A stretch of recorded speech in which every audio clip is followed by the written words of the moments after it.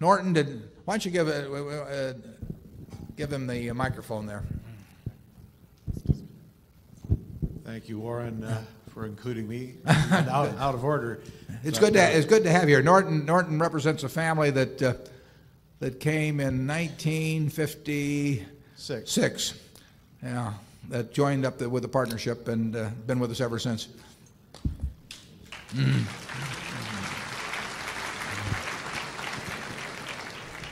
A very, very fortunate connection. Both ways, Norton, both ways. And, careful, Norton. We don't want you mobbed on the way out. But I might say that it all began with my father discovering, thanks to a professor of finance that was also at the University of Oklahoma, Ben Graham back in 1940. And then later, when Ben Graham was about to retire, we were trying to find his protege. And clearly that was Warren. And so he belongs to that long tradition. But the question I wanted to ask was, you've mentioned the very strong companies that Berkshire has that are really international companies like Coca-Cola and the Gillette. But are you considering, or have you ever thought of considering the foreign companies that are undervalued, or have you for some reason not included that in your universe of companies to consider?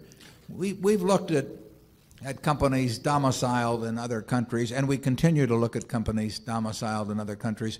We wouldn't, we're happy for the U.S. and for Atlanta that Coca-Cola is domiciled in Atlanta, but would we pass on it if it happened to be domiciled in England? No, we'd love it if it were domiciled in England too.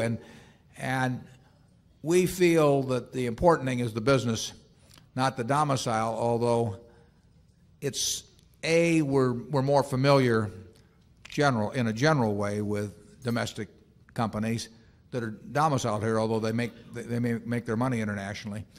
And we feel a tiny bit more comfortable, but for just a tiny bit, in terms of understanding the nuances of taxes and politics and shareholder governance and all of that, in something where we've been reading and thinking about it daily than someplace where we've had a little less experience.